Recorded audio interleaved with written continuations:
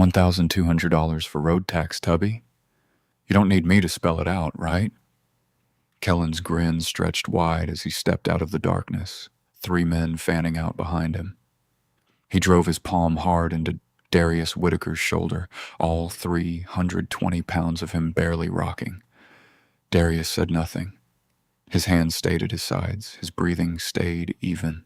But what Kellen and the three lackeys couldn't see was that the overweight trucker standing quietly under these yellow parking lot lights had spent 22 years doing things to enemy combatants that would never appear in any newspaper.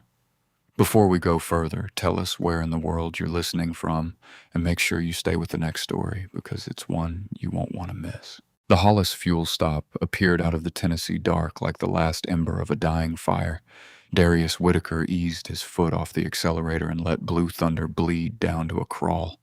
The big Cobalt Peterbilt groaned as it rolled off Interstate 40, tires crunching over cracked asphalt that hadn't seen a repair crew in years. He checked his mirrors out of habit. Nothing behind him but black highway and cold sky, no other rigs, no headlights. Nothing. Just him and the road and 12 miles of silence in every direction. He pulled up to the pump island and killed the engine. The cab went quiet. Darius sat there for a moment the way he always did, just listening. Wind moving through the tree line, a loose piece of metal siding on the fuel stop's roof, ticking in the breeze. That was it. That was all. He checked his watch. It was deep past midnight. He climbed down from the cab carefully, the way a big man learns to do after enough years of bad knees and cold nights. 320 pounds of him descended the steps with practiced patience. He zipped his jacket against the November chill and walked toward the diner's front door, gravel crunching under his boots. The bell above the door chimed when he pushed through. The place was almost empty. Fluorescent lights buzzed overhead, washing everything in pale yellow.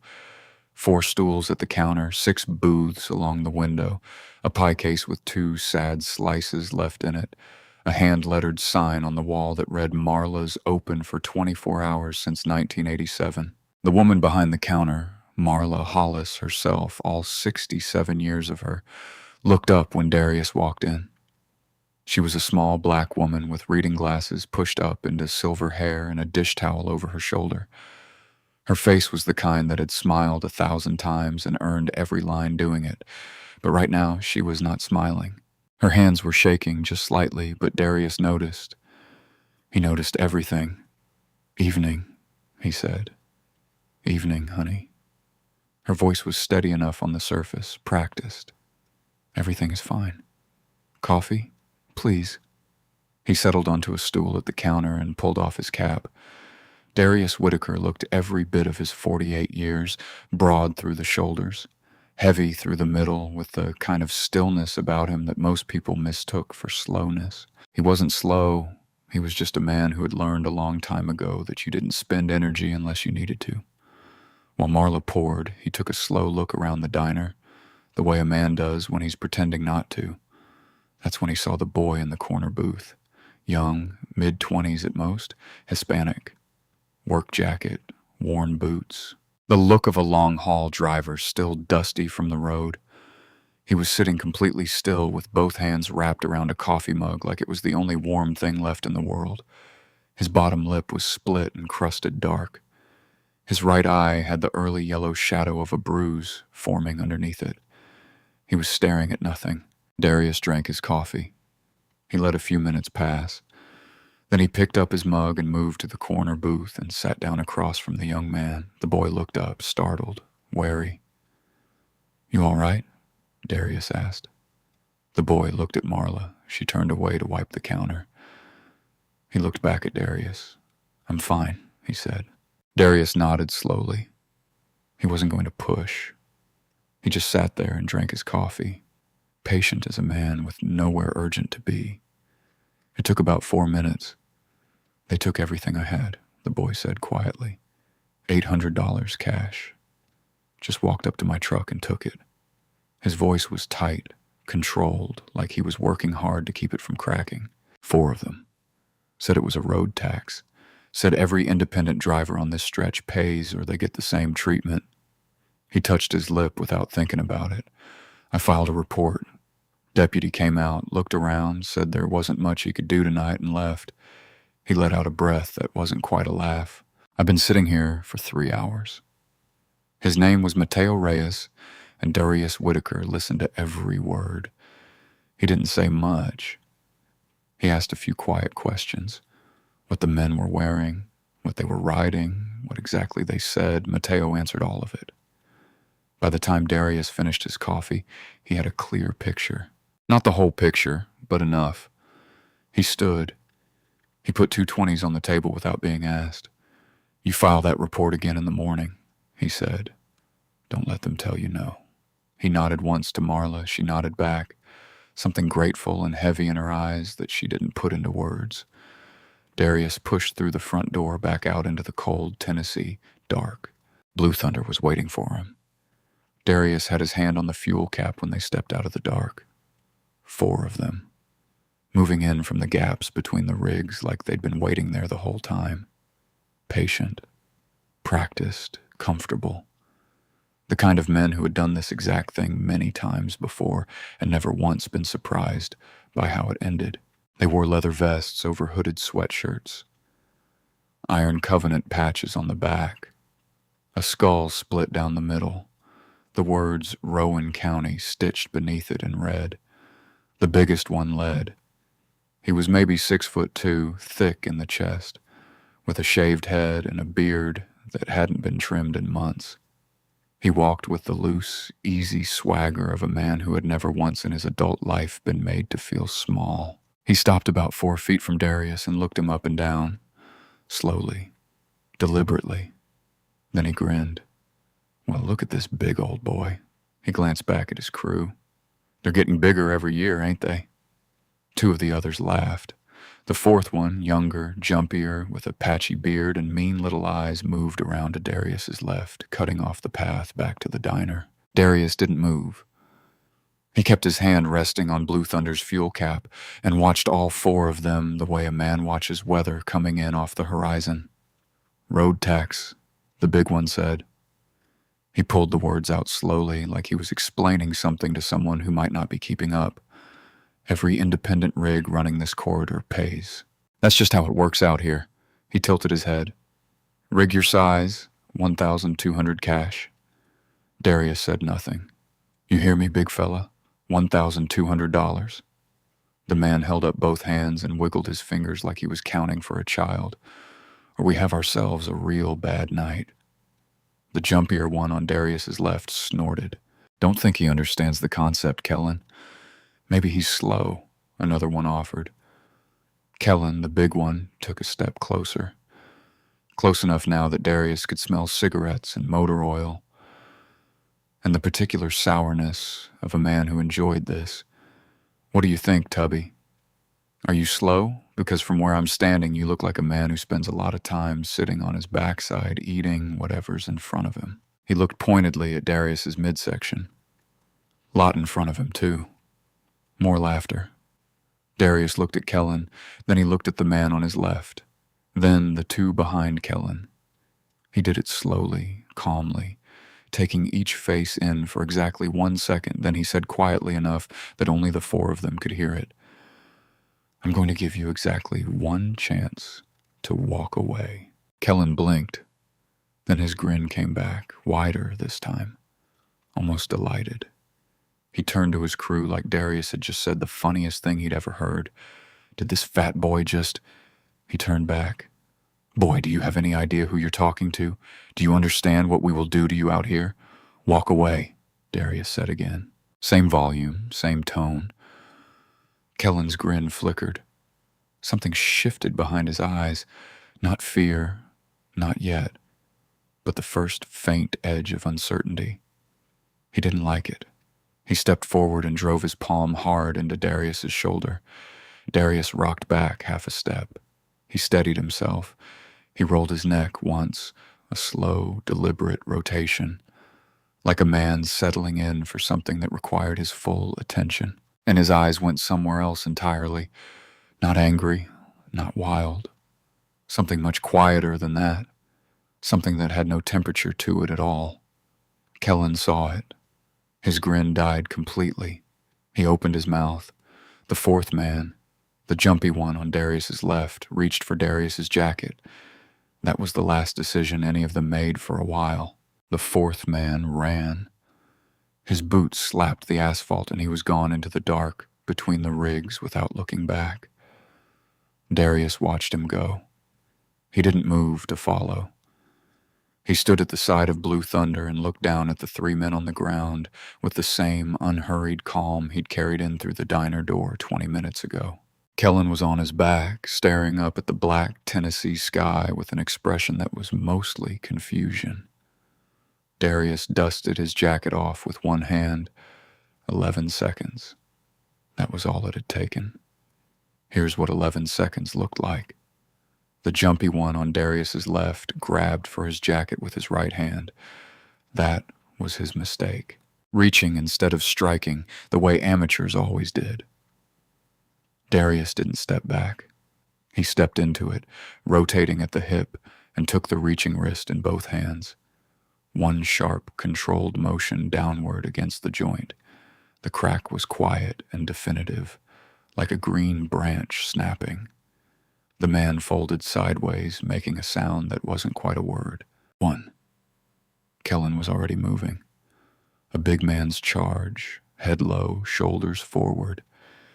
He had weight and anger and absolutely nothing else. Darius sidestepped with more speed than a 320 pounds man was supposed to have, used Kellen's own momentum, and redirected him face first into the asphalt with a flat palm between his shoulder blades. Kellen hit the ground hard and didn't bounce. 2. The third man was smarter. He hung back for a half second, recalibrating.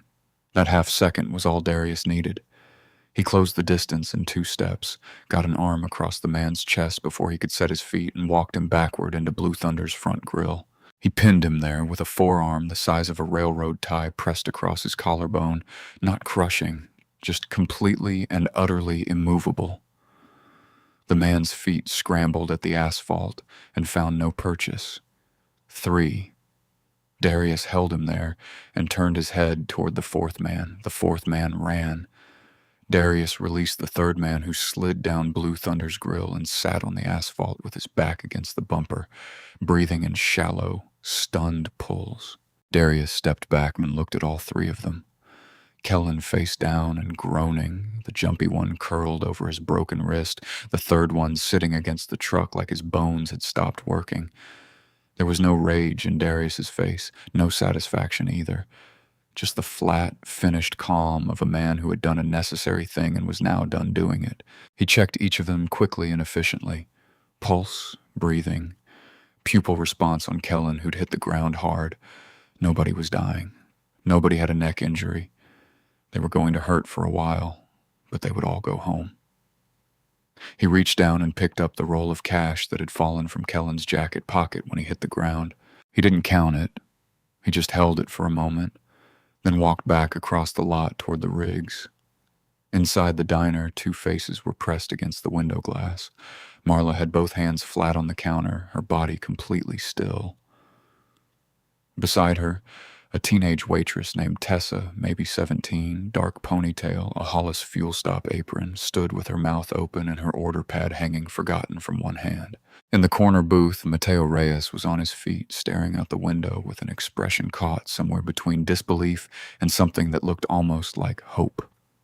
Darius pushed through the door. The bell chimed.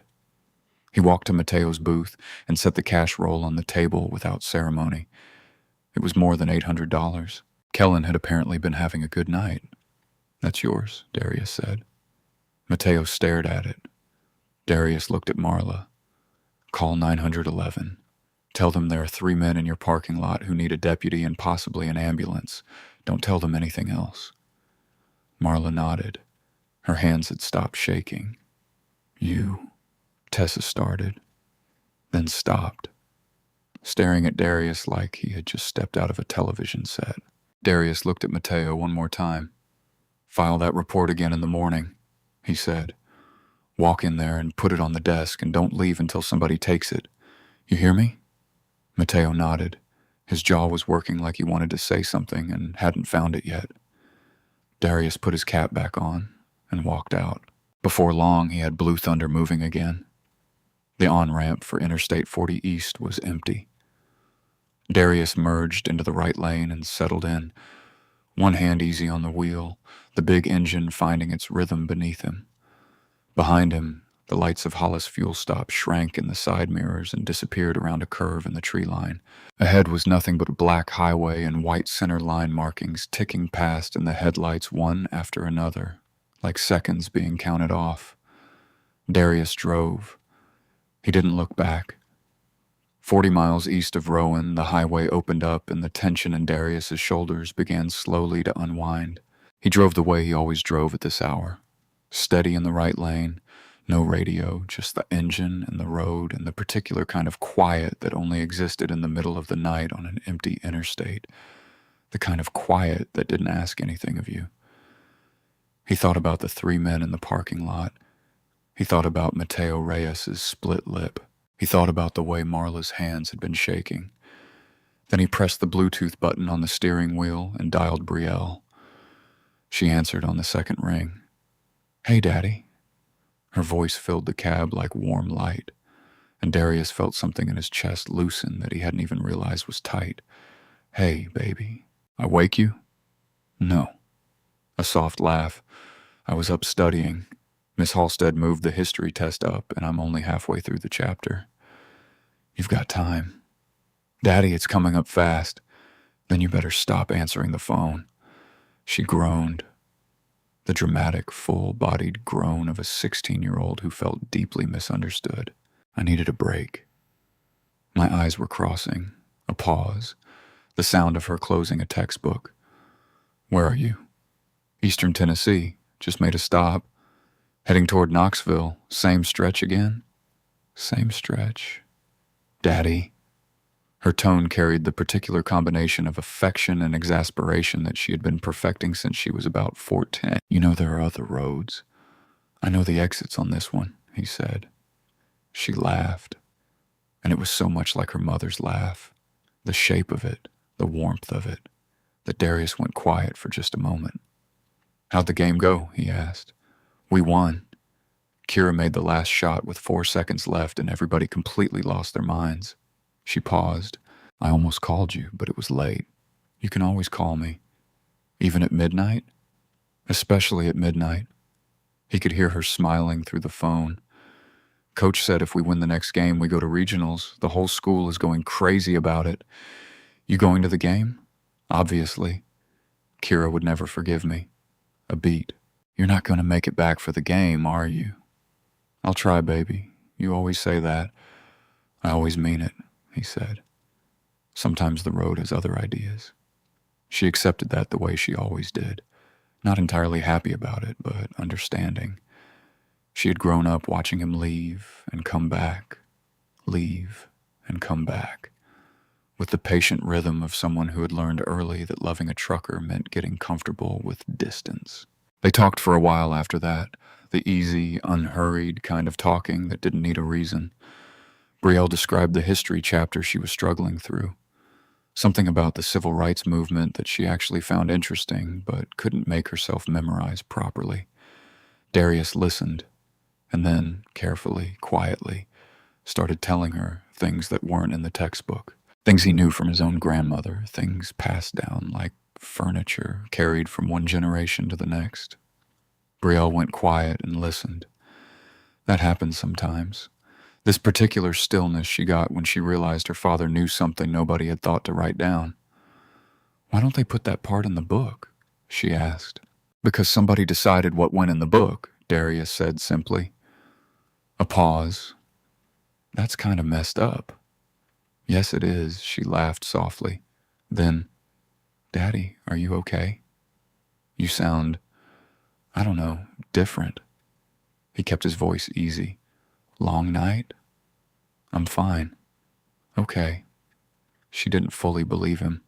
She never fully believed him when he said fine, but she let it sit. "I'm going back to studying." "Good. Drink some water.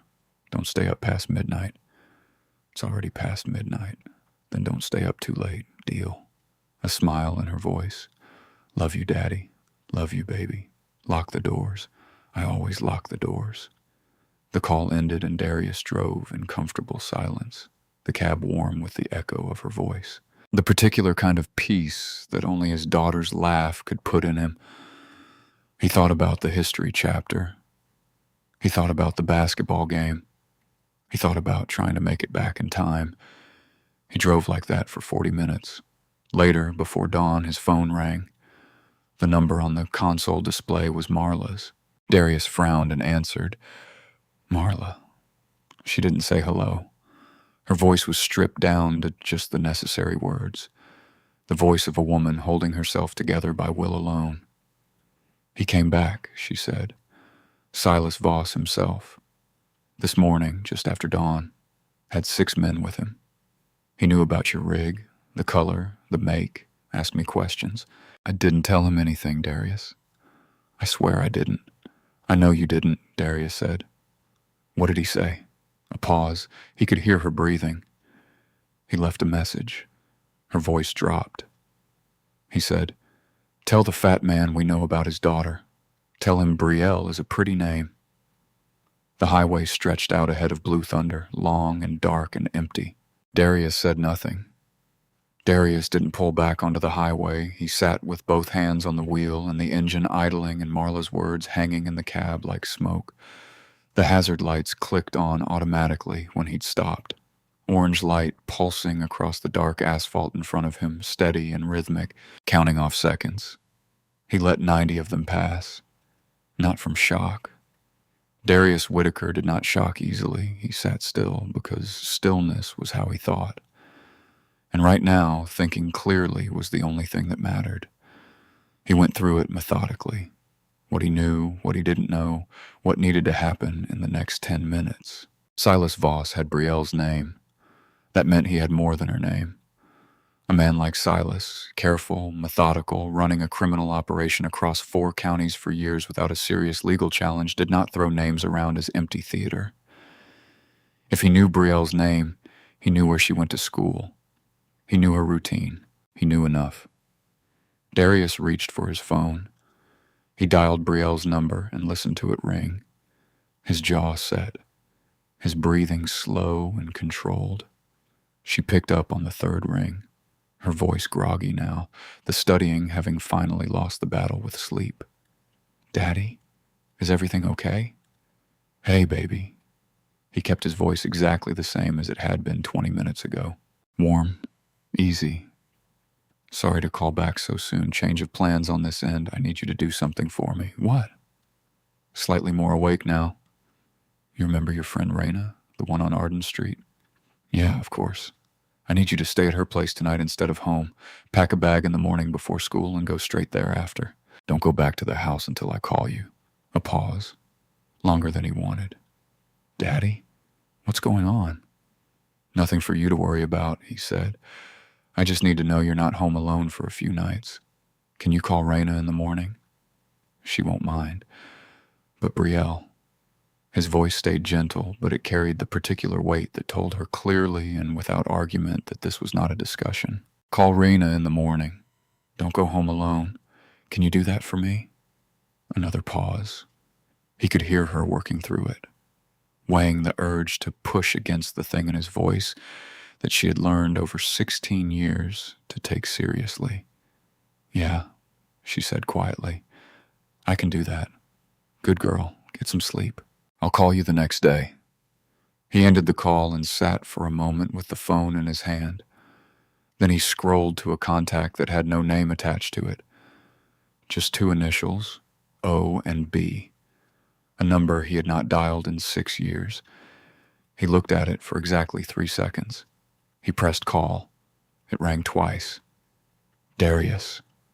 The voice that answered was deep and unhurried, with the faint trace of a Ghanaian accent worn smooth by decades of American living.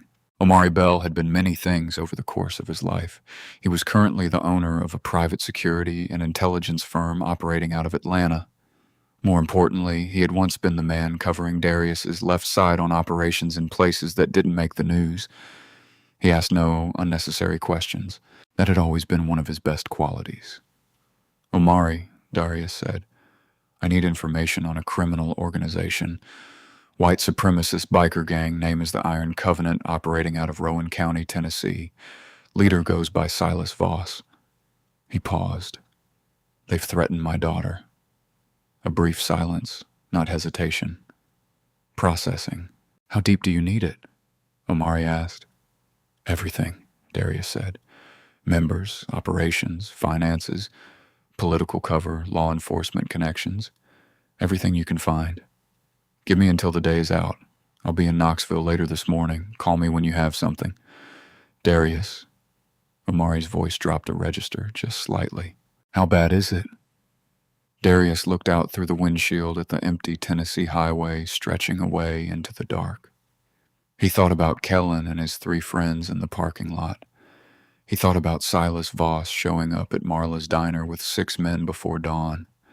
He thought about the way those words had sounded in Marla's voice. "Tell him Brielle is a pretty name?" "I don't know yet," Darius said. "That's why I need until the day's out." He ended the call, clicked off the hazard lights, put Blue Thunder in gear. The highway opened up ahead of him, and Darius drove east toward Knoxville, steady and silent in the dark, already thinking 3 moves ahead. Darius delivered his load to a distribution warehouse on the eastern edge of Knoxville later that morning. He backed Blue Thunder into the receiving dock with the mechanical precision of a man who had done it 10,000 times, climbed down, signed the paperwork, and exchanged exactly 12 words with the dock supervisor. Then he pulled the rig to the far end of the truck stop lot across the street, cut the engine, and waited. He ate a sandwich from the cooler behind his seat.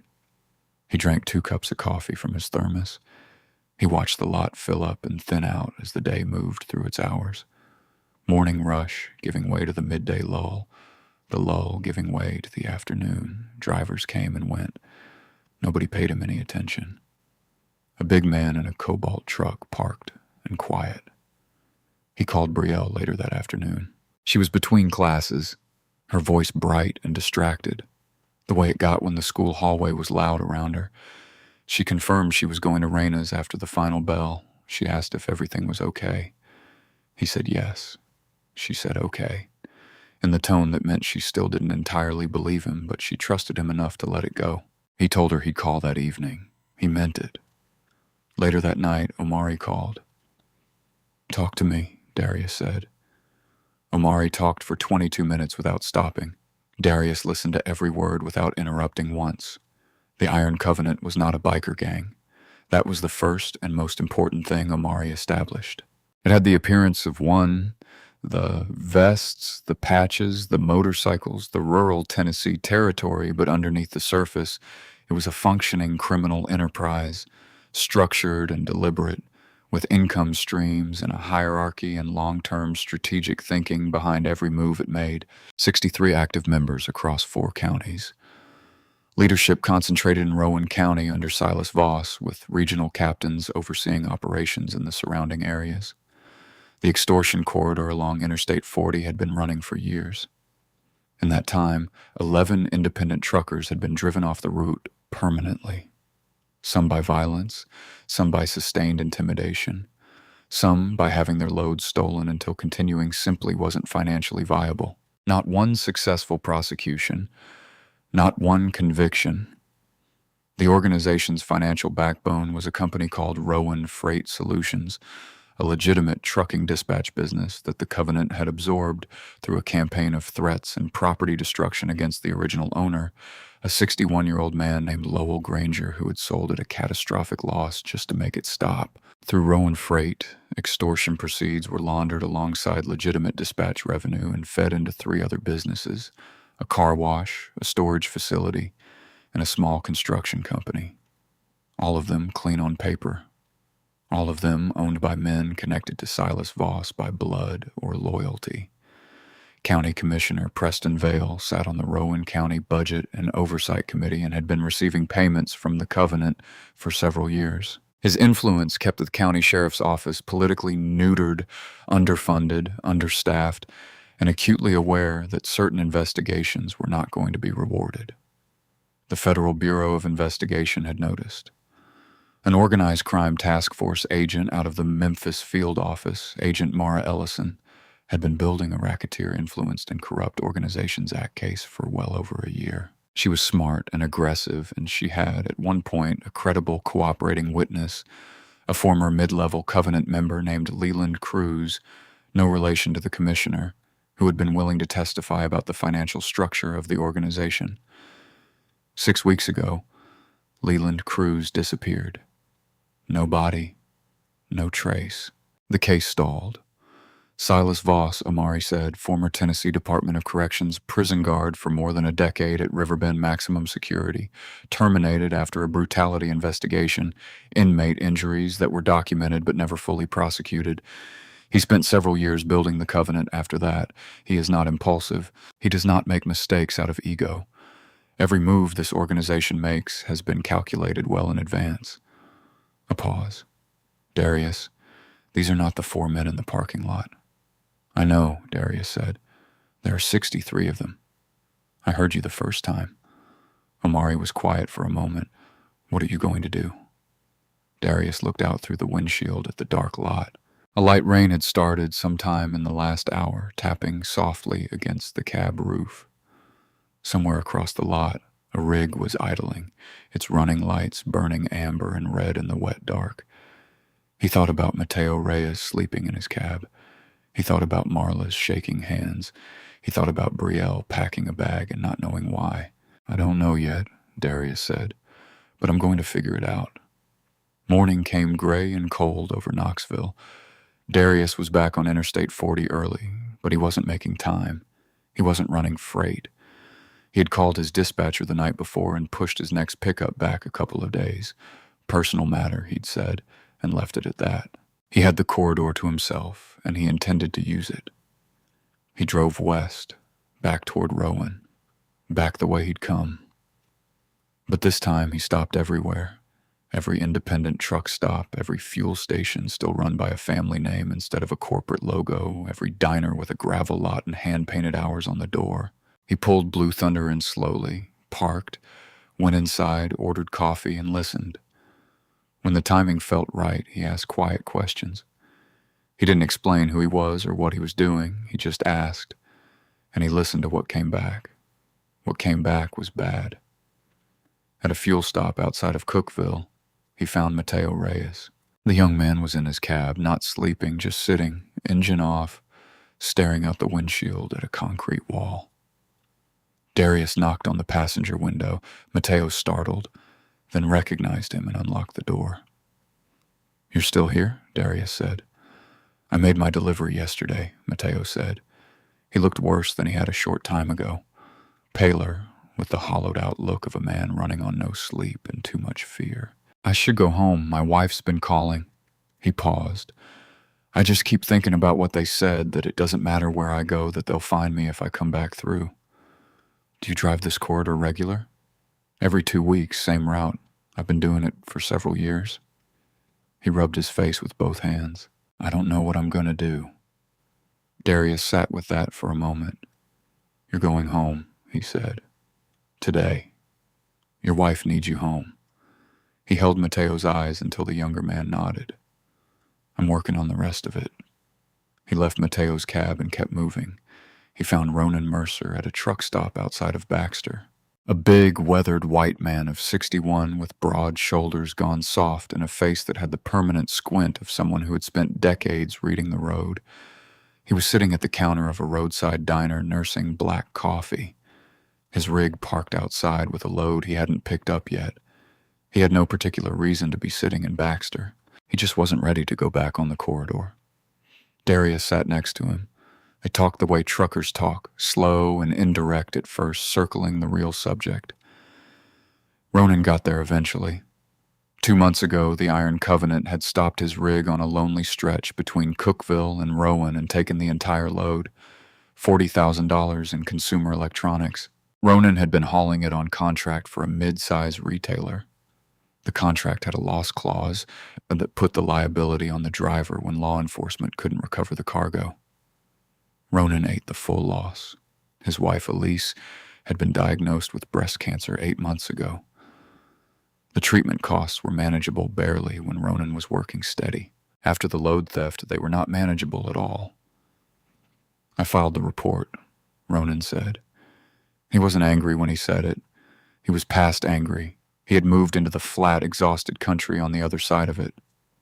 Deputy took the statement, never heard another word. Commissioner's office told me there was an active investigation when I called. That was 8 weeks ago. He turned his coffee cup slowly in both hands. Elise's next round of treatment is in 3 weeks. I don't know how we're covering it. Darius didn't say anything for a moment. Then he quietly asked Ronan for his fuel stop preference and paid the man's tab and a couple of nights of lot parking without drawing any attention to the act. Ronan looked at the receipt the cashier slid back to him. He looked at Darius. "You don't have to do that," he said. "I know," Darius said. By the end of the next stretch of time, Darius had spoken with 9 drivers, 9 separate accounts of robbery, intimidation, assault, and extortion along the same stretch of highway. Most were too frightened to file formal statements. Some had tried. None of it had mattered. That night, parked in a rest area outside of Lebanon, Darius called Omari. "I have first-hand accounts from 9 drivers," he said. "The actual number affected is closer to 11, maybe more." Omari was quiet for a moment. "What are you planning to do with all of it?" Darius looked out at the dark tree line beyond the rest area lights. "I'm still deciding," he said. Darius pulled Blue Thunder back into Hollis fuel stop the following morning after the breakfast rush had begun to thin. The breakfast crowd, such as it was, had already thinned out. 2 older men in work jackets shared a booth by the window talking about nothing in particular. A single driver sat at the counter with his back to the door. Marla was behind the register, and when she saw Darius come through the door, her whole body visibly relaxed. The way a person does when they've been waiting on something without admitting they were waiting. She poured his coffee before he sat down. He ate eggs and toast and let the diners settle around him. When the 2 men in the booth paid their tab and left, Marla came around the counter and sat across from Darius. She kept her voice low out of habit, even though there was nobody close enough to hear. "There's something I should have given you before," she said. She reached into the front pocket of her apron and set a business card on the table between them. White card. Federal government seal. Clean black type. Special Agent Mara Ellison, Federal Bureau of Investigation Organized Crime Task Force, Memphis Field Office. "She came through here about 6 months ago," Marla said. "Sat right where you're sitting, ordered coffee, asked quiet questions. Careful woman. Didn't say much about what she was building, but she was building something." Marla tapped the card once with one finger. "I didn't give her much. I was scared. Still am." She paused. "But you're not." Darius picked up the card and looked at it. He sat with it for nearly an hour after Marla went back to work, turning it over, thinking through what Omari had told him about the stalled investigation, the disappeared witness, the well over a year of work that had gone nowhere. And Federal Bureau of Investigation agent who wanted Silas Voss badly enough to drive 80 miles into Rowan County and sit in a diner asking quiet questions was an agent who had run out of easier options. That meant she might be willing to work with what he had. He stepped outside to the parking lot and made the call. Ellison answered on the second ring. Her voice was crisp and professional and immediately, sharply alert the moment Darius said the words Iron Covenant. Whatever she had been doing before he called, she stopped doing it. "Who is this?" she said. "Someone with current intelligence on the Covenant's operations along Interstate 40. Patrol routes, extortion schedule. 2 laundering transactions in the last 30 days. He paused. "I want to meet." A brief silence. He could hear her thinking, assessing, weighing, deciding. "When?" she said. "Today. Somewhere between here and Memphis, neutral ground." They agreed on a truck stop diner in Jackson, Tennessee, 80 miles west of Rowan. Anonymous enough, busy enough that 2 people having a quiet conversation at a corner table wouldn't attract any attention. Darius drove straight there. He arrived first, took a table in the back corner, ordered coffee, and waited. Ellison walked in 40 minutes later. She was in her early 40s, medium height, with dark hair pulled back, and the kind of face that gave nothing away without deciding to. She wore civilian clothes, jeans, a dark jacket, but she moved through the diner like a person accustomed to reading rooms. She spotted Darius immediately and came directly to the table without any pretense of looking around. She sat down, put nothing on the table, and looked at him with clear, measuring eyes. "You're not a federal informant," she said. It wasn't a question. No. Law enforcement? Former military. Which branch? Navy. She studied him for another moment. "What do you want out of this?" "The same thing you want," Darius said. "Silas Voss in federal custody and his organization dismantled." "And if I ask why?" "They threatened my daughter," Darius said simply. Something shifted in Ellison's expression. Not softness, exactly, but a recalibration. She leaned forward slightly. "Tell me what you have." Darius told her. He laid it out cleanly and in order. The patrol routes he had personally observed, the extortion schedule Mateo and the other drivers had described, the specific timing and location of 2 cash transactions he had traced to front businesses in the Rowan freight network through Omari's intelligence. He gave her names, dates, and license plate numbers from memory. By the time he finished, Ellison was sitting very still. "How long did it take you to gather this?" she said. 4 days. She looked at him steadily. "My team has been working this case for well over a year." "I know," Darius said. She absorbed that without reacting to it. "Then I want to continue sharing intelligence." "Regular contact." "Agreed," Darius said. "But all contact goes through your personal cell, not your office line, not your official channels." He held her eyes. "Personal cell only." She frowned slightly. "Why?" Darius kept his expression neutral. He had his reasons. He wasn't ready to share them yet. Not until he was more certain. "Call it caution," he said. Ellison looked at him for a long moment. Then she took out a pen, wrote a number on a paper napkin, and slid it across the table. "Personal cell," she said. They parted in the parking lot 20 minutes later. Darius stood at Blue Thunder's door and watched Ellison's dark sedan pull out onto the highway and disappear west toward Memphis. He stood there for a long moment after her taillights faded. The Jackson truck stop hummed around him. Diesel engines, distant citizens, band chatter, the ordinary sounds of the road. He got in the cab. He sat with both hands in his lap and stared at the windshield. Something about the meeting had gone well. He knew that. Something about it also sat slightly wrong in a way he couldn't fully name yet. He put Blue Thunder in gear and headed back east. A couple of days passed without incident. Darius ran a short freight haul out of Nashville, a routine load, 200 miles round trip, partly to keep money coming in and partly to give himself legitimate reason to be moving through the corridor. He checked in with Brielle each evening. She was settled at Reyna's, annoyed about the history test she felt she'd underperformed on, and asking with increasing frequency when she could go back home. He told her soon. He meant it as a promise, not a comfort. He and Ellison exchanged 2 brief calls, operational details, nothing sensitive. She confirmed she was cross-referencing his intelligence with existing case files. She sounded focused and encouraged. Darius told her nothing about Omari. He told her nothing about the financial records he and Omari had begun discussing as a potential next move.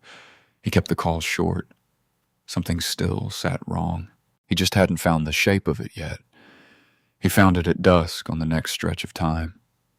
He was westbound on Interstate 40, about 30 miles east of Rowan, the sun dropping fast behind the tree line and painting the highway in long amber shadows. He was thinking about Ronan Mercer and whether the victim restitution process through the Federal Bureau of Investigation would move fast enough to matter for Elise's treatment schedule. That's when the black pickup appeared in his mirrors. It came up fast from the right lane. Too fast. Too deliberate. and settled in tight behind Blue Thunder. Darius checked his speed. He was running 62 in a 65 zone. The pickup had no reason to be that close. He watched it for 30 seconds without changing anything about how he was driving. Then a second pickup came up the left lane and matched his speed exactly, boxing him in from the side. Ahead, a third vehicle, another black pickup, same model, sat on the shoulder of the next on-ramp with its flashers off, engine running. As Darius approached, it pulled forward and drifted to the center of the right lane. Boxed from behind, boxed from the left, slowed from the front, Darius brought Blue Thunder to a stop on the highway shoulder with calm, unhurried movements. He set the brake. He kept both hands visible on the wheel. 4 men got out of the vehicles, not Kellen's crew, not the same faces from the fuel stop. These were senior men, older, calmer. The one who approached Darius's window moved with the measured authority of someone several rungs up the Covenant's hierarchy. He wore no expression worth reading. Darius rolled the window down. The man looked up at him without speaking for a moment. Then, Silas wanted you to hear this directly. A few days ago, in the morning, you met with a federal agent at a diner in Jackson. Table in the back corner. You talked for about 40 minutes. You gave her patrol routes, transaction locations, and 3 names. He let that sit. Silas had a full summary of the conversation later that same day. Darius said nothing. He kept his face still. He's not angry, the man continued. He wants you to understand something. The reach of this organization extends further than you've calculated for. He paused. He also wanted you to know he respects what you did to those 4 men in the parking lot. He doesn't hold grudges about it. He holds information. There's a difference. He looked at Darius steadily. He's watching what you decide to do next. The man walked back to his truck. The 3 vehicles pulled away in an unhurried convoy and were gone around a curve in the road within 30 seconds. Darius sat on the shoulder for a long time. He played it back with precision. Every detail of the Jackson meeting, the time, the location, the content of what he'd shared. Ellison had not told anyone they were meeting. He certainly hadn't.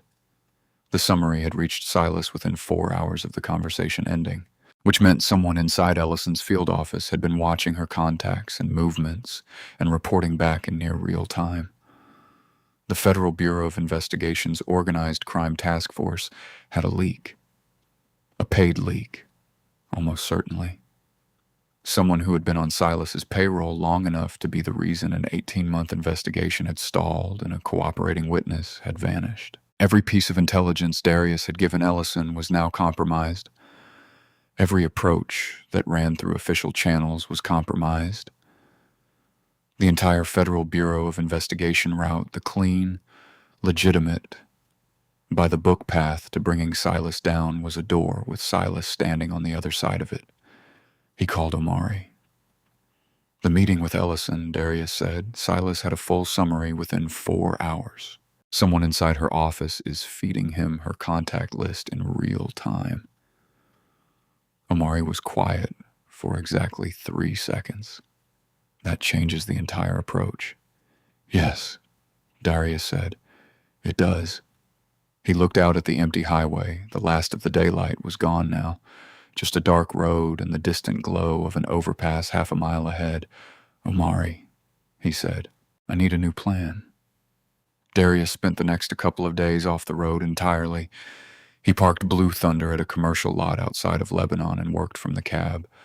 Phone calls, satellite maps on Omari's secure line, long stretches of silence while he thought through angles and contingencies. He checked in with Brielle each evening. She was restless at Raina's, bored with sleeping on a couch, increasingly frustrated with the open-ended nature of the arrangement. She had a basketball game she didn't want to miss. She had a life she wanted to get back to, soon. Darius told her each time. He meant it more urgently than she knew. Omari called on the morning of the next stretch of time with something specific. The Covenant's extortion operation generated significant physical evidence, stolen goods, cash records, documentation of payments. That material had to be stored somewhere. Omari's intelligence pointed to a converted warehouse on a rural property 6 miles south of Rowan, a former grain storage facility now surrounded by chain-link fencing with 2 exterior access points and a dedicated records office in the northwest corner of the building. The financial documentation stored there covered several years of the Covenant's full operation. Ledgers, transaction logs, payment records connecting the front businesses to the laundering pipeline, names, dates, amounts. Omari had obtained a detailed layout from commercial satellite imaging. He walked Darius through it on the phone with the calm precision of a man who had planned this type of operation many times before in considerably less forgiving environments. 2 guards on exterior rotation, Omari said. They switch every 3 hours. The overlap point, when the rotation crosses on the south side, gives you a 4-minute window on the northwest approach. Records office has a standard commercial deadbolt. Nothing sophisticated. Cameras? Darius asked. 2. Fixed positions, no pan, both covering the main entrance. A pause. They're not expecting someone who knows what they're doing. Nobody ever is, Darius said. He went in that night. The brief window opened in the dead of night. Darius moved through it with everything his body still remembered from a life he had technically left behind. Low and quiet along the fence line, the guard's footsteps fading south. The northwest wall is dark and still. He had the deadbolt open in 40 seconds, a skill that required no explanation and left no evidence. Inside, he used a pen light no wider than his thumb. The records office was exactly where Omari said it would be. 3 filing cabinets, 1 locked document box, and a desktop computer with an external hard drive already connected to it. Darius worked quickly and methodically, photographing ledger pages, copying files onto a drive he'd brought, checking each document against Omari's list of priority targets. He was thorough without being slow. 26 minutes after entering, he was back outside and moving along the fence line toward the tree cover where he'd left his vehicle. Clean quiet, no disturbance. He called Omari from the car. I'm out. Full copy of the financial records. Omari reviewed what Darius had transmitted within 2 hours. His assessment was unambiguous. The records documented multi-state money laundering operations connecting Silas Voss and 7 senior Covenant members to wire fraud, extortion, and organized criminal enterprise. Federal Racketeer Influenced and Corrupt Organizations Act violations across 3 states. 40 years of exposure minimum for Silas alone. This is everything, Omari said. This ends them. For the first time in days, Darius slept. Early the next morning, an unknown number called. Darius was awake. He was always awake before the morning fully settled. Sitting in the parking lot of a roadside diner outside Lebanon with a cup of coffee going cold in his hand, he looked at the number. He didn't recognize it. He answered anyway. Good morning. The voice was calm, almost pleasant, unhurried in the particular way of a man who believed completely and without question that he controlled everything happening around him. You're better than I thought you were. I want you to know I mean that as a genuine compliment, Silas Voss. The warehouse was a test, Silas continued. I needed to understand exactly what I was dealing with. Now I do. A brief pause. While you were inside my building last night, I had 3 men watching a young girl's movements in your city. She left her friend's apartment early this morning to go pick up some things from home. My men picked her up off the street soon after. Another pause, shorter. She's fine. She's going to stay fine. That part is entirely up to you. Darius's hand tightened around the phone. Here are my terms, Silas said.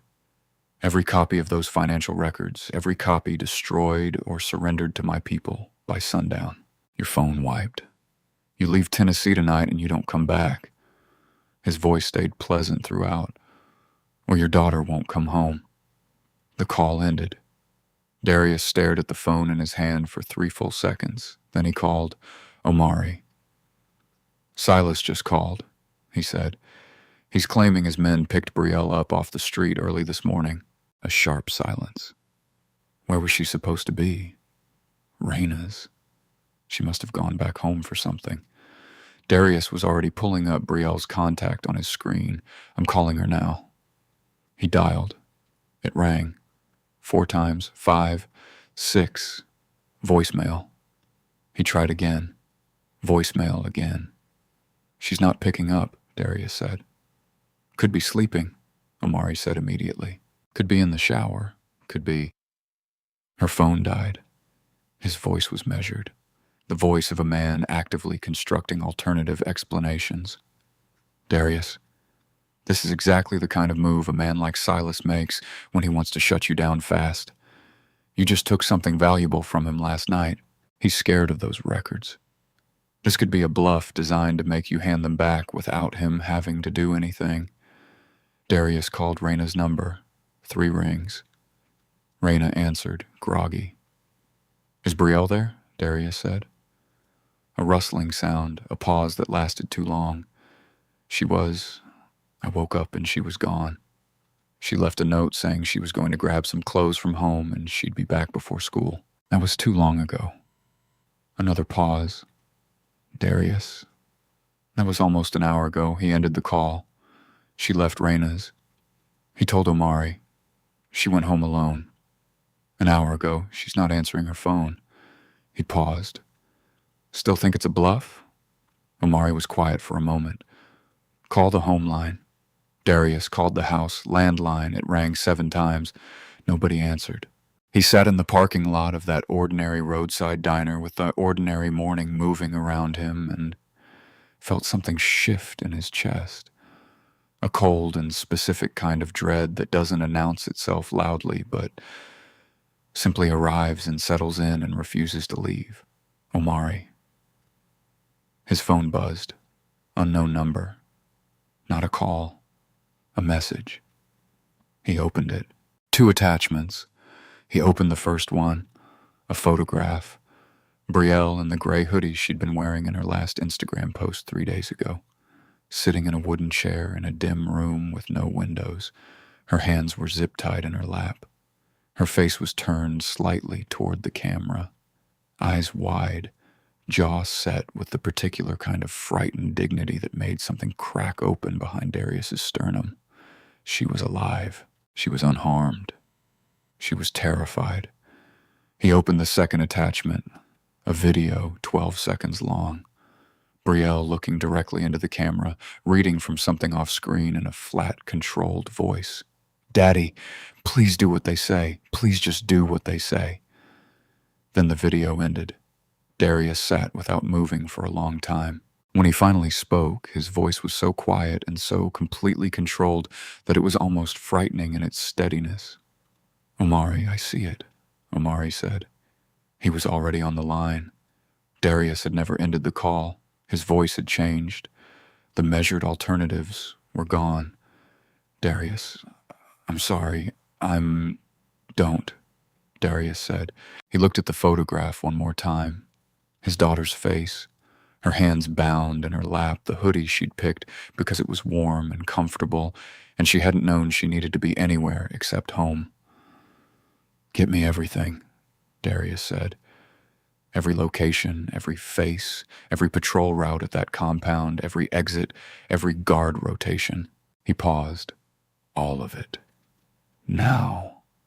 Omari's voice came back quietly and firmly, the voice of a man who had followed Darius into dark places before and was prepared to do it again. Give me 2 hours.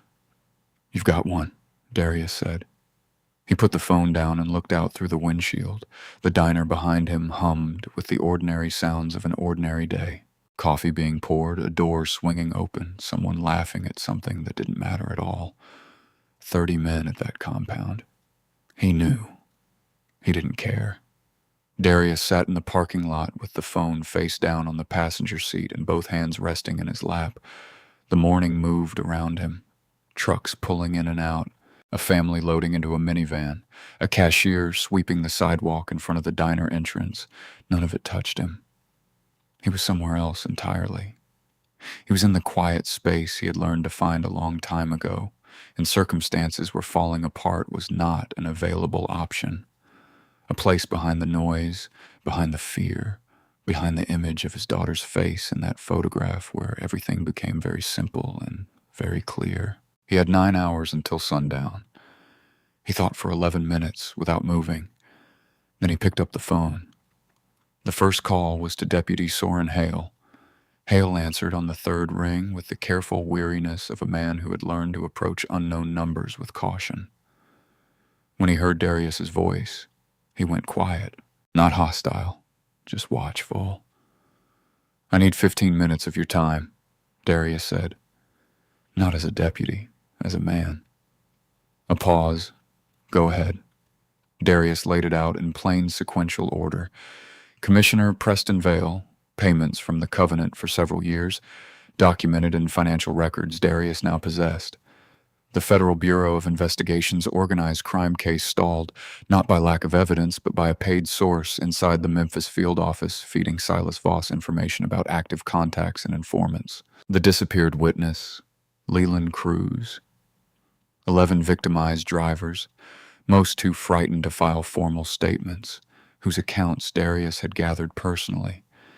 He gave Hale names, dates, and specific figures from the financial records, enough that no reasonable man could dismiss what he was hearing as speculation. Hale didn't interrupt once. "The records are going to a federal judge in Nashville before the day reaches its middle," Darius said. "Outside local jurisdiction, outside the compromised field office. Once they arrive, this moves at a federal level, and nothing Silas Voss owns in this county can slow it down." He paused. "I'm not asking you to cross your line, Riley. I know where your line is, and I respect it. I'm asking you to be on the right side of it when the smoke clears, because it is going to clear today." A long silence. Darius could hear Hale breathing slowly on the other end, a man working through something heavy in real time. "My wife would tell me I've been on the wrong side of it for 2 years already," Haley said quietly. "What do you say?" Darius asked. Another silence, shorter this time. "What do you need?" Darius told him. The second call was to Agent Ellison, not through her official line, but through the personal cell number Omari had sourced independently through channels that had nothing to do with the Federal Bureau of Investigation's internal directory. She answered with immediate suspicion. "Who is this?" "How did you get listen to me carefully?" Darius said. "You have a source inside your field office, someone who has been on Silas Voss's payroll long enough to be the reason your witness disappeared 6 weeks ago. Every contact you log, every informant you develop, every meeting you take, Silas has a summary within hours." Dead silence. "I met with you in Jackson a few days ago," Darius continued. "Silas had a full account of our conversation later that same day. He told me himself." He paused. "I'm not telling you this to burn the case. I'm telling you because I've already worked around it." He told her about the financial records, several years of the Covenant's full operation copied from the warehouse a short time ago. He told her he had mailed a complete copy that morning to federal judge Celeste Archer in Nashville. A judge with a documented record of prosecuting racketeer-influenced and corrupt Organizations Act cases and zero connection to Silas's network in Rowan County. The records were already in transit, already beyond Silas's reach.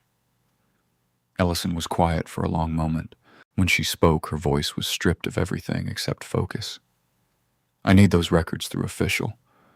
"You'll have them," Darius said. "Through Judge Archer. Today. Be ready to move when she calls your office." He ended the call. The third call was to Silas. Darius dialed the number from the morning's unknown call.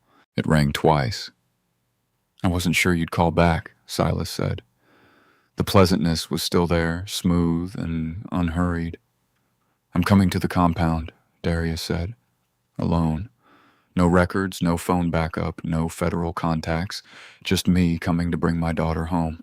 You give me your word she's unharmed, and this ends tonight." A pause. Then Silas's voice came back warm with satisfaction. The sound of a man who believed fully and finally that he had broken something. "Come on then," Silas said. "We'll be waiting." Darius ended the call. He put Blue Thunder in gear. The access road to the Covenant's compound was 12 miles of cracked county blacktop that narrowed gradually as it pushed deeper into the rural dark. Tree line pressing in from both sides, no street lights, no houses, nothing but the occasional reflective marker post catching Blue Thunder's headlights and throwing them back. Darius drove it at 40 miles per hour. No reason to rush, no reason to hide.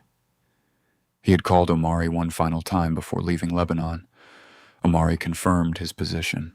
A ridge 400 yards northeast of the compound perimeter with line of sight to the external generator housing he had accessed during a daylight reconnaissance 2 hours earlier. Omari had what he needed. He was ready. Darius had told him, "Wait for the rig to stop, then give me 60 seconds." Omari had said, "Come back out, Darius." Darius hadn't answered that. He just ended the call and driven. The compound appeared through the trees at dusk.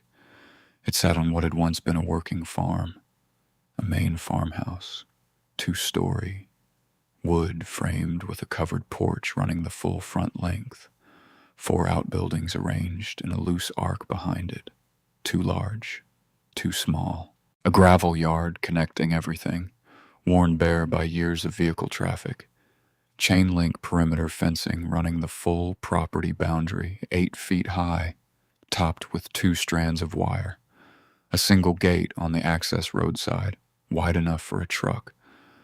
The last of the day's light was going fast. That brief amber window when everything looked soft and the shadows run long and the compound's exterior flood lamps had already clicked on, washing the yard in flat white light. Darius counted 8 men visible from the road before he even reached the gate. 2 on the porch, 2 in the yard, 4 more positioned at intervals along the fence line, all of them watching the access road, all of them watching him come. He drove Blue Thunder straight up to the gate and stopped. The gate was closed. A padlocked chain held it shut. Darius set the brake. He did not get out. He positioned Blue Thunder's nose 2 feet from the gate, close enough that opening it would require moving the truck, and moving the truck required him. He killed the headlights, but left the engine running. Then he sat. From the farmhouse porch, Silas Voss watched. He stood with both hands resting on the porch rail, relaxed, composed, flanked on his left by Bram and on his right by 2 senior Covenant men. He looked at the rig sitting at his gate and said something to the man beside him. The man nodded and signaled toward the yard. 2 Covenant members walked toward the gate. Darius watched them come through the windshield. He watched the porch. He watched the fence line. He tracked every position simultaneously, the way he had been trained to do in environments considerably more dangerous than a Tennessee farm at dusk. He checked the clock on the dash. 60 seconds. 50. 40. The 2 men at the gate were 20 feet away now, close enough that Darius could see their faces. Irritated, impatient, used to people being afraid of what they represented. 20 seconds. 10. The compound went dark.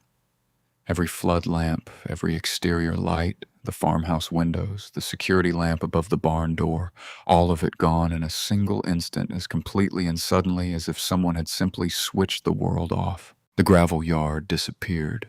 The fence line disappeared. The 2 men at the gate froze in the abrupt blackness, 10 feet from Blue Thunder's bumper, suddenly unable to see anything at all. From the porch came shouting.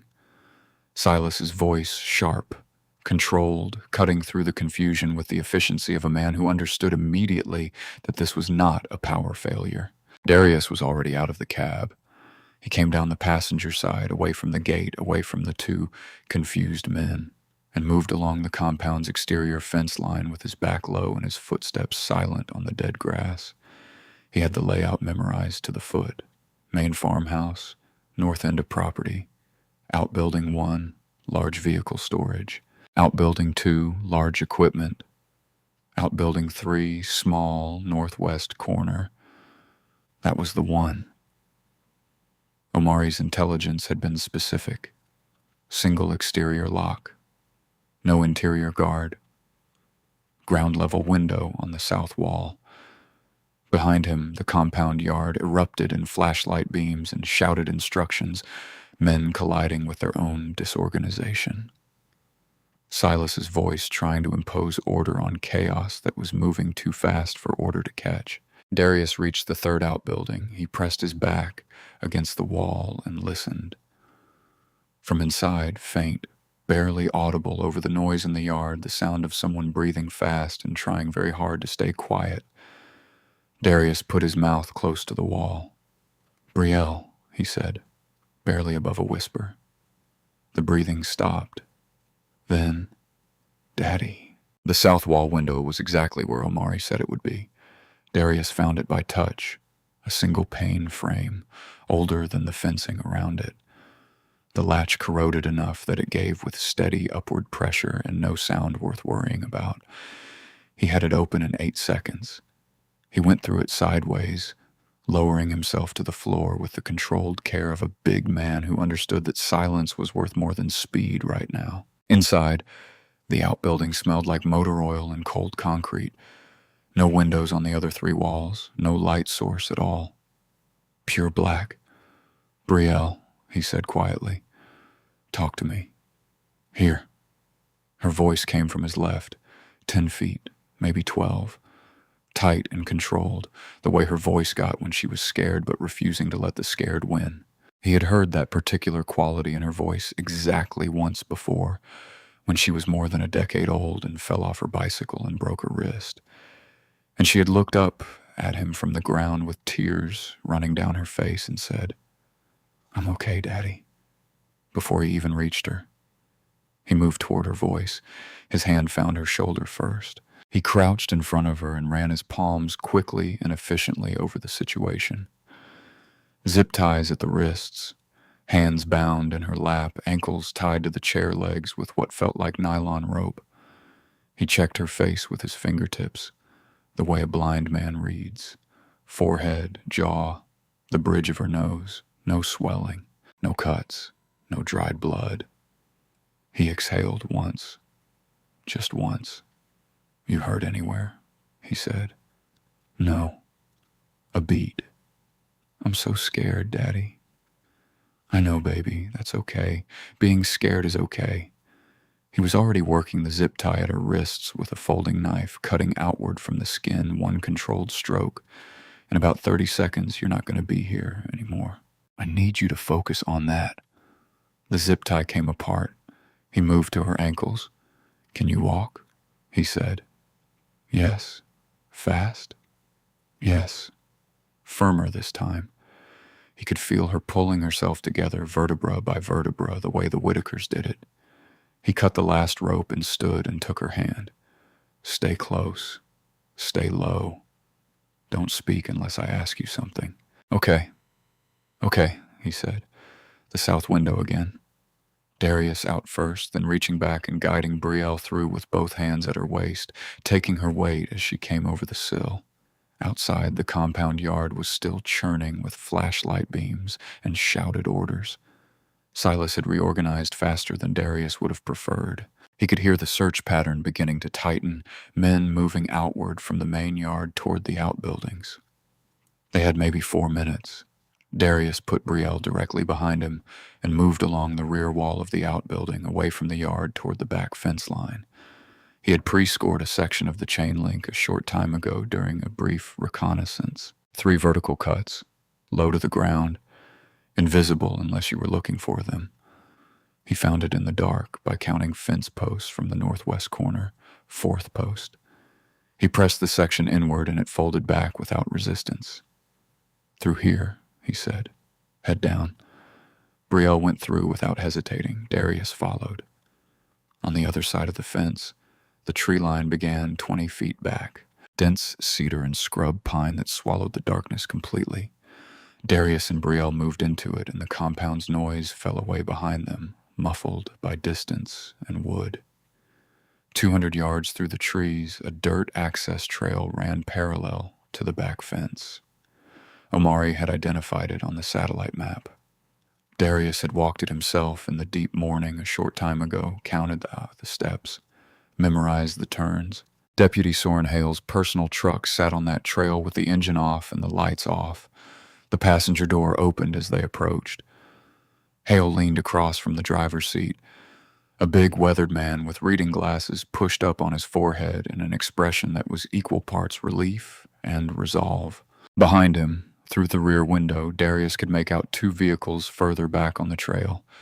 State trooper units, dark, waiting. Brielle climbed in without being told. Hale reached back and put a hand briefly on her shoulder, the instinctive gesture of a grandfather, which is what he was, and she let him. Darius stood at the open passenger door.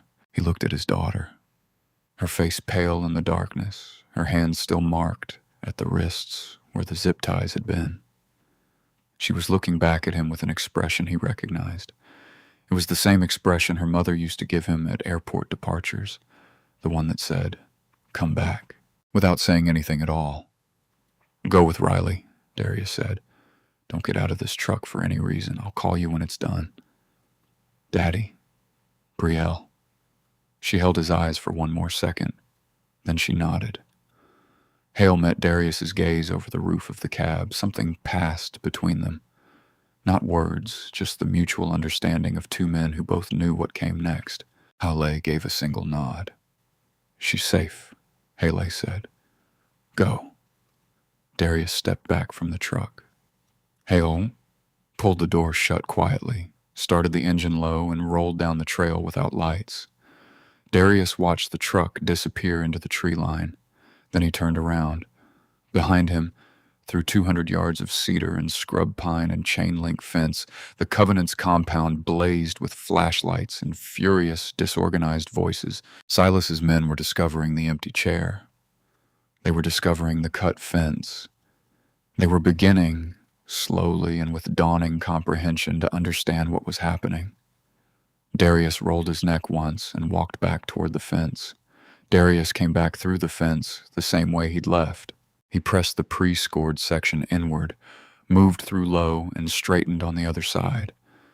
The compound yard was 20 feet ahead, a chaos of crossing flashlight beams and men shouting over each other, the search pattern pulling outward toward the outbuildings. Someone had found the empty chair. He could tell by the shift in the shouting, the way it went from urgent to furious in the span of about 4 seconds. Darius stepped out of the tree line and walked directly into the yard. He didn't run. Running was panic, and panic was noise, and noise was other people's terms. He moved through the dark spaces between the flashlight beams the way he had been trained to move, deliberate, low, using the confusion itself as cover. 3 men passed, within 30 feet of him without seeing him. The 4th one turned at the wrong moment. Darius put him down quietly and kept moving. The 2nd man came out from behind the vehicle storage barn with a flashlight swinging wide. The beam caught Darius across the chest for half a second, long enough. The man opened his mouth. Darius closed the distance in 3 steps and removed the option of making noise. The flashlight hit the gravel. Darius caught it before it bounced. He clicked it off and set it down. 2 down. Moving. Bram found him near the back of the main barn. Darius heard him first. The particular footfall of a very large man moving fast and angry, not trying to be quiet because he had never needed to be quiet in his life. Bram came around the barn corner at full momentum, and the collision was immediate and total. 2 large bodies meeting at speed in the dark, and for a moment it was simply a matter of who absorbed it better. They were almost the same size. That surprised Bram. Most things surprised Bram eventually. What followed was not clean. It was not clinical. It was the kind of fight that happens between 2 big men who both know how to take damage. Grinding and close and brutally physical, with no room for technique and no room for anything except endurance and will. Bram drove Darius back into the barn wall hard enough to knock the wind out of him. Darius felt his left shoulder wrench against the wood, and fire traveled down his arm. He bit down on it and kept his feet. He got his right forearm under Bram's chin and pushed, creating an inch of space, which was all he needed. 3 short, targeted strikes to the same spot on Bram's left side. Ribs.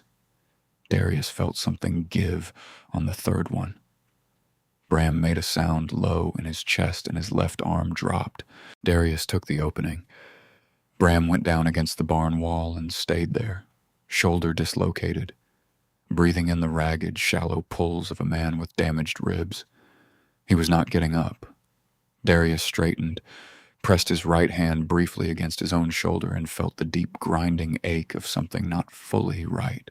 He rolled it once. It moved. Good enough. He had a cut above his left eye from somewhere. He hadn't felt it happen. Blood was running warm and steady into his eyebrow. He wiped it with the back of his hand and kept moving. The farmhouse door was unlocked. Silas was inside, alone, standing in the middle of the front room with a lamp burning on the table beside him and a pistol resting in his hand, barrel toward the floor. He looked up when Darius walked in. He didn't raise the gun. For a moment, neither of them spoke. The composed facade was still there, just barely, like paint over a cracked wall, holding its shape through pure habit.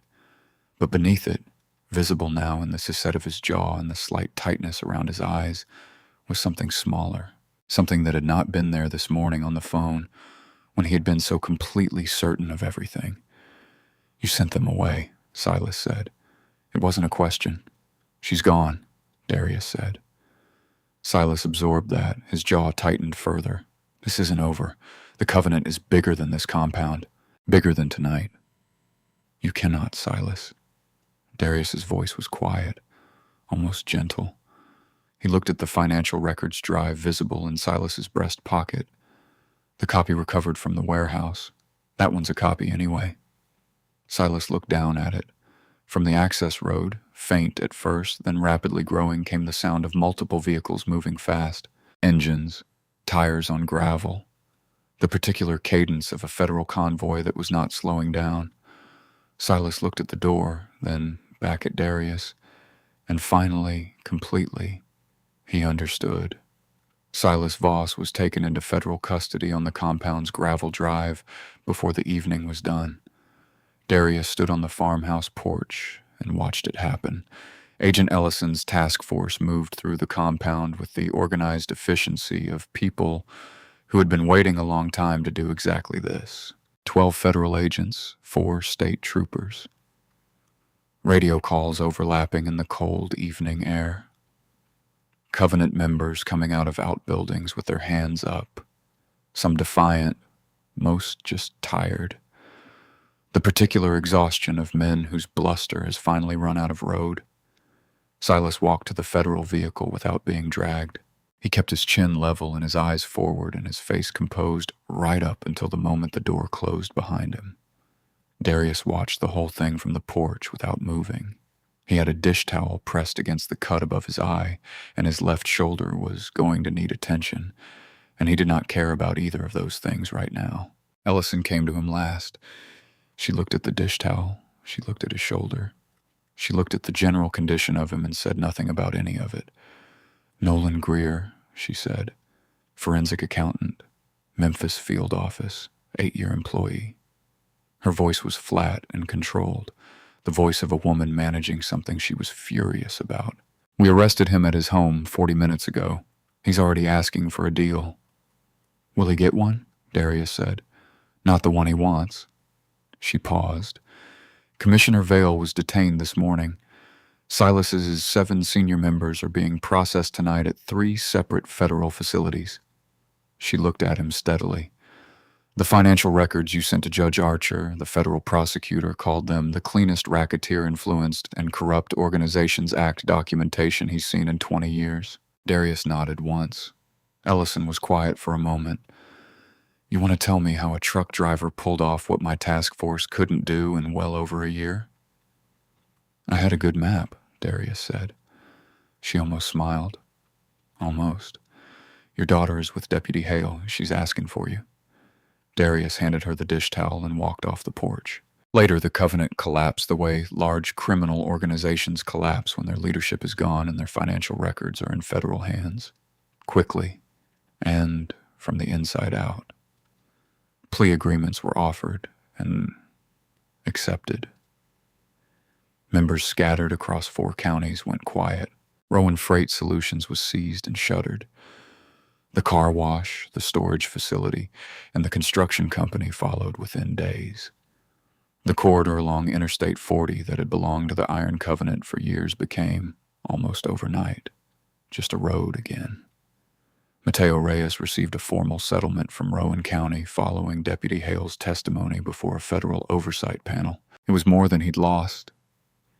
He called Darius to say, "Thank you," and didn't have the words. And Darius told him the words weren't necessary. Ronan Mercer received victim restitution that covered Elise's remaining cancer treatments, and then some. Ronan sent Darius a handwritten letter on notebook paper that said only, "She starts her last round very soon. Thank you for giving me the ability to be there." Darius folded the letter and put it in the visor above the driver's seat where he kept the things worth keeping. Marla Hollis was featured in a regional newspaper story about the collapse of the Covenant's extortion network. The reporter called her the heart of the resistance on the Interstate 40 corridor. Marla thought that was a bit much. She framed the article anyway and hung it beside the register, right next to the hand-lettered sign that had been there since 1987. Brielle went back to school on the next school morning. She told exactly 2 people what had happened. Raina and her history teacher, Miss Halstead, who noticed the marks on her wrists and asked quietly after class. Brielle was back at practice soon after. She did not miss the next game. Darius made sure of that.